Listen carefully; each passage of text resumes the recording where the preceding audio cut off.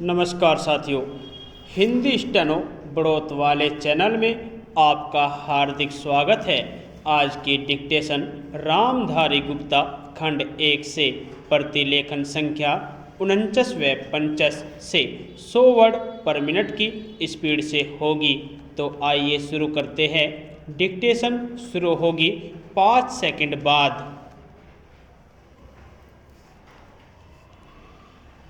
Start. सभापति महोदय, जिस भावना से मैंने यह बिल पेश किया है उसके महत्व को सरकारी और विरोधी पक्ष दोनों ने एकमत से अनुभव किया है कि देश में बेकारी की समस्या एक भयंकर रूप धारण कर रही है और इसके कारण हमारे देश का विकास, चाहे वह सामाजिक हो, आर्थिक हो या सांस्कृतिक हो, रुका हुआ है।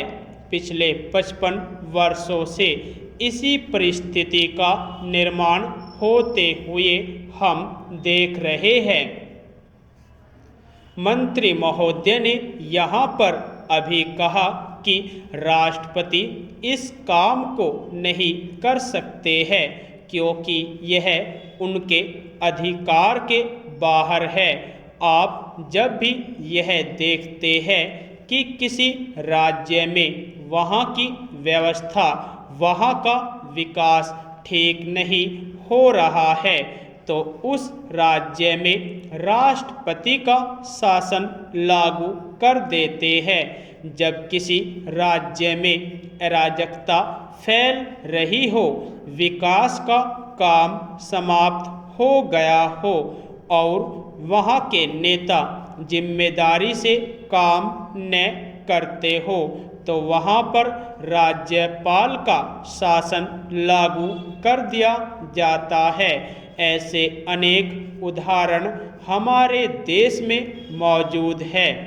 इसी प्रकार हमारे राष्ट्रपति सबसे ऊंचे अधिकारी है और अगर देश में इस तरह की स्थिति काफ़ी समय तक चलती रही तो राष्ट्रपति को आपातकालीन स्थिति में इस देश की सुरक्षा के लिए, इस देश की प्रगति के लिए सारी जिम्मेदारी अपने हाथ में ले लेने का अधिकार है। हमारे भाइयों ने बहुत से उदाहरण दिए कि राज्यों में संयुक्त सरकारें नहीं चली, लेकिन उसके पीछे राजनीतिक मामले थे। अगर कोई राजनीतिक पार्टी जिम्मेदारी से काम नहीं करती तो संविधान में यह स्पष्ट है कि उस राज्य की सारी जिम्मेदारी राष्ट्रपति की है। मैं आपको एक उदाहरण देना चाहता हूँ। संविधान में आदिवासी हरिजनों की उन्नति के लिए प्रण किया गया था कि 10 वर्ष में उनकी सामाजिक तथा आर्थिक स्थिति को सुधार देंगे, लेकिन यह सरकार उसमें भी असफल रही। इस समय को 4 बार 10-10 साल के लिए बढ़ाया जा चुका है, लेकिन फिर भी उनकी आर्थिक और सामाजिक उन्नति नहीं हो रही है। इसमें यह सरकार बिल्कुल असफल रही है। पिछले सत्र में इस विषय पर सरकार के विरुद्ध अविश्वास का प्रस्ताव भी आया था। इसलिए मेरा कहना है कि भारत में इस समय जो बेकारी की समस्या है वह इस ढंग की समस्या है जिसके रहते सारे देश को उन्नत बनाने की व्यवस्था हम सोच रहे हैं। सभापति महोदय, वह केवल एक स्वैपन ही रह जाएगा। ऐसी स्थिति में मैं अनुभव करता हूँ कि आपातकाल की घोषणा की जाए और इस देश के जो बुद्धिमान लोग हैं उनको लेकर एक सर्वदलीय सरकार स्थापित की जाए। हम यह अनुभव करते हैं कि जिस तरह का शासन इस समय चल रहा है उससे देश की कोई भी समस्या हल होने वाली नहीं है, बल्कि इस सरकार की गलतियों से समस्याएं बढ़ती जा रही हैं। राष्ट्र की आंतरिक सुरक्षा के विषय में जो बिल मंत्री महोदय ने प्रस्तुत किया है उस पर अब तक जितने भी भाषण हुए हैं उनको मैंने बड़े ध्यान से सुना है।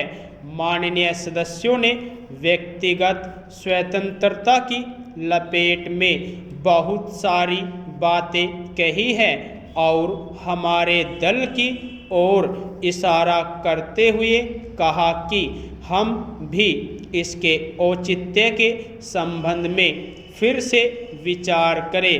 मैं जहां तक समझ पाया हूँ हमारे गृह मंत्री जी को इस बिल को प्रस्तुत करने में कोई सुख नहीं हुआ, बल्कि वर्तमान परिस्थितियों को दृष्टि में रखते हुए उनको दुख हो रहा है। आज जब हम नागरिक सुरक्षा, व्यक्तिगत सुरक्षा और स्वतंत्रता की बात करते हैं तो सबसे पहले उसमें व्यक्तिगत सुरक्षा की बात आती है। प्रत्येक नागरिक इस राष्ट्र की अपनी सत्ता में रहकर सुरक्षित रहना चाहता है।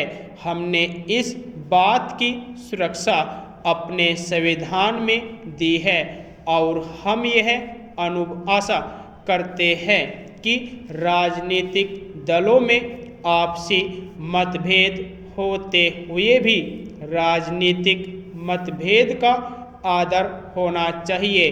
मतभेद होते हुए भी शांति और सुरक्षा बनी रहनी चाहिए। माननीय सदस्य पूछते हैं कि ऐसी कौन सी असाधारण परिस्थिति आ गई थी जिसके कारण आपको नज़रबंदी बिल लाना पड़ा।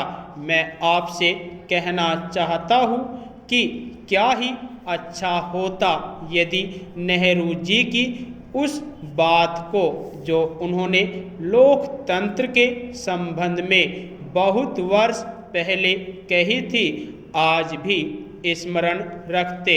उन्होंने एक बार कहा था कि लोकतंत्र के संचालन और दायित्व निर्वाह में अगर किसी प्रधानमंत्री को बार बार पीछे मुड़कर देखना पड़े कि कोई छुरा तो नहीं भौंक रहा है, यह कोई अच्छी बात नहीं है।